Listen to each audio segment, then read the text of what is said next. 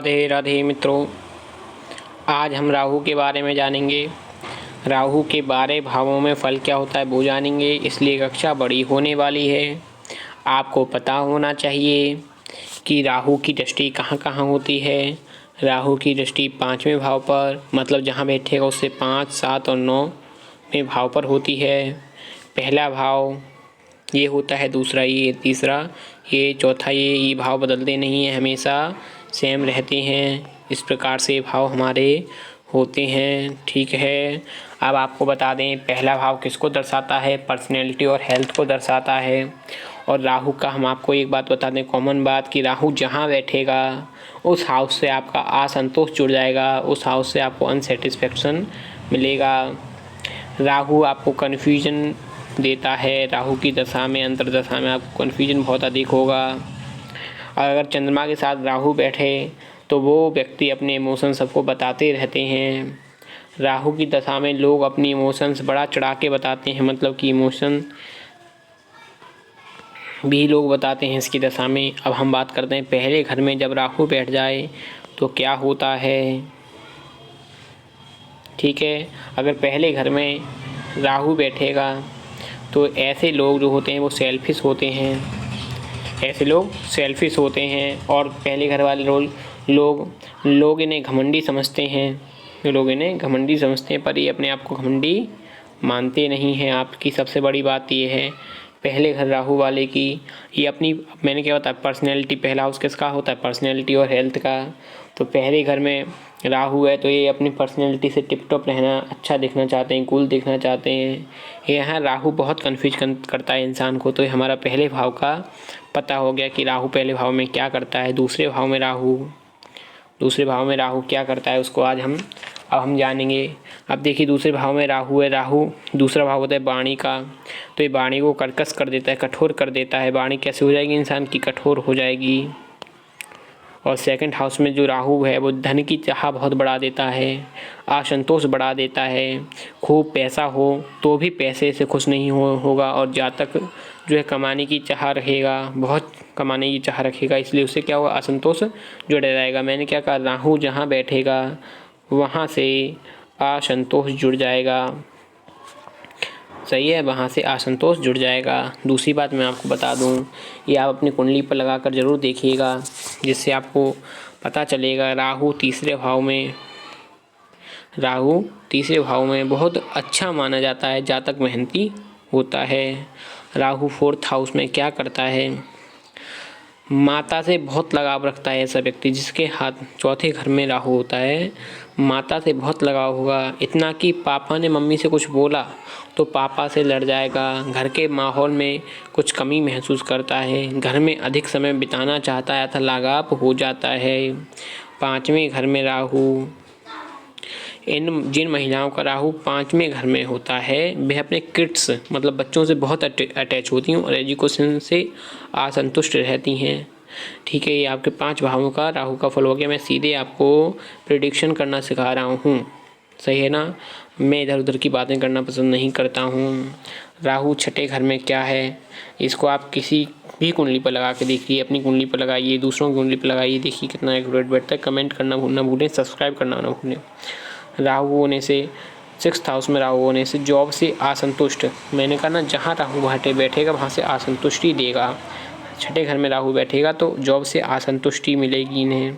और फिर अगर ये 6ठे में है तो केतु किस में होगा, 12वें हाउस में, क्योंकि 6 घर आगे रहता है ना, तो 12वें हाउस में क्या होगा, केतु होगा। तो विदेश में जॉब, ये घर से बहुत दूर या विदेशी कंपनी में, मतलब कि राहु 6ठे घर में है तो केतु 12वें घर में। तो अगर ये लोग जॉब से असंतुष्ट रहते हैं तो हम इनसे कह सकते हैं कि आप एक काम करें, किसी विदेश में जॉब ढूंढने, ये घर से बहुत दूर जॉब ढूंढें, विदेशी कंपनी में जॉब करें, तो आपका जो है असंतुष्टि नहीं रहेगी जॉब से, मतलब अच्छा काम कर पाओगे। राहु इन 7th हाउस, ये थोड़ा खतरनाक होता है, क्योंकि राहु 7th हाउस में वैवाहिक जीवन से असंतुष्ट रहते हैं। इसका कारण ये भी हो सकता है कि ये अपने पार्टनर से बहुत अटैच हो जाते हैं। क्या हो जाते हैं, अटैच हो जाते हैं,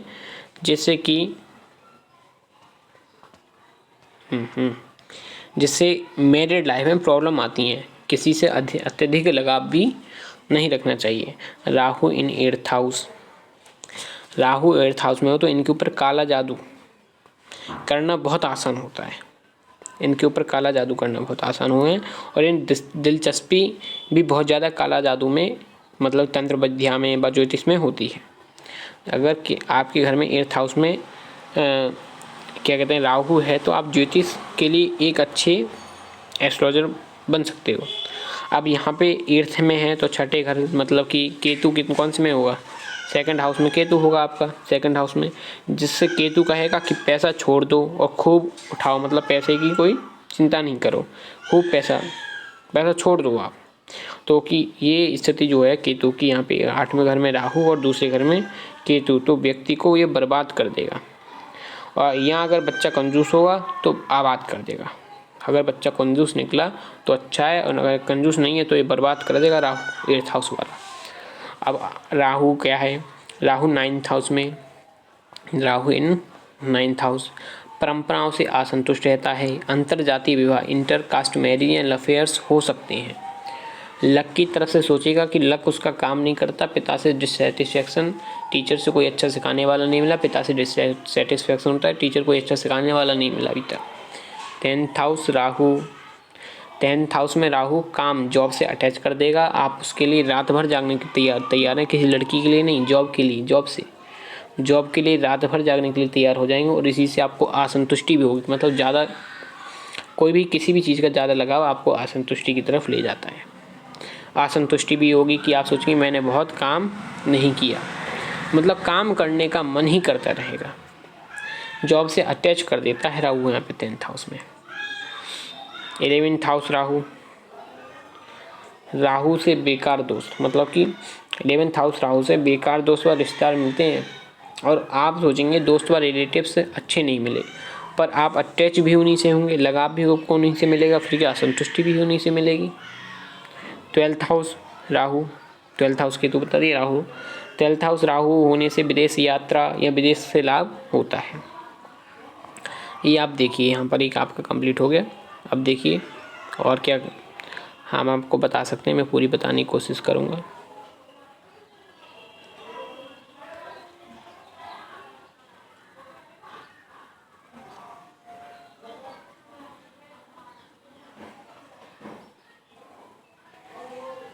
तो ये आपके 12 भाव में आप जान गए होंगे। अब राहु कहीं भी जिस भी प्लेनेट के साथ बैठेगा, राहु चाहे सन के पास बैठ जाए या किसी के साथ भी बैठ जाए, उसको ग्रहण लगा देगा। क्या करेगा, उसको ग्रहण लगा देगा। अगर सूर्य के साथ बैठेगा तो उसे बोला जाएगा सूर्य ग्रहण दोष, जिससे आपको प्रसिद्धि नहीं मिल पाएगी, ठीक है ना। अब मैं कहूँ राहु सन के साथ किसी भी भाव में बैठ जाए, राहु सन के साथ किसी भी भाव में बैठ जाए, फर्स्ट हाउस में बैठ जाए, चलो से 4th हाउस में राहु और सन बैठ गया तो ये क्या हो गया, ग्रहण दोष लग गया, सूर्य ग्रहण दोष है। आपको प्रसिद्धि नहीं मिल पाएगी, इज्जत नहीं मिलेगी और न जॉब में न घर में कहीं नहीं मिलेगी आपको इज्जत, क्योंकि सूर्य क्या होता है प्रसिद्धि होती है और राहु उस पर क्या लगा देता है ग्रहण, तो प्रसिद्धि नहीं मिल पाएगी। अब मैं कहूँ सूर्य राहु का हो गया हमारा, सूर्य राहु का, ठीक है ना, चंद्र राहु हो जाए, चंद्र और राहु की युति बन जाए तो ये टू मच इमोशनल हो जाते हैं और लोग इन्हें हल्के में लेते हैं, मतलब बहुत इमोशनल हो जाते हैं। चलो चंद्र राहु हो गया तो बुध राहु ले लो, अब बुध राहु सब कुछ करवाऊंगा। बुद्धिमत्ता बहुत अधिक होती है पर गलत कामों में ले जाता है राहु यहाँ पे। बुद्धिमत्ता क्यों, बुद्धि का कारक कौन है, बुध। देखो 3 ही ग्रह आपके सबसे ज़्यादा इम्पोर्टेंट बुद्धि वाले हैं, कौन, शुक्र, बुध और गुरु। शुक्र क्या है कि मैं कहीं भी पढ़ा दूंगा, ऐसा इंसान जो शुक्र जिसका प्रबल होता है वो कहीं भी पढ़ा सकता है, पर उसको लग्जरी चाहिए कि एक होटल चाहिए, मुझे होटल में एसी चाहिए, लंच चाहिए अच्छा वाला, तब मैं पढ़ाऊंगा। बुध होता है कि रुपया दो मैं पढ़ाने के लिए तैयार हूँ। गुरु कहीं भी पीपल के पेड़ के नीचे भी पढ़ा दूंगा, कहीं भी पढ़ लो मुझसे।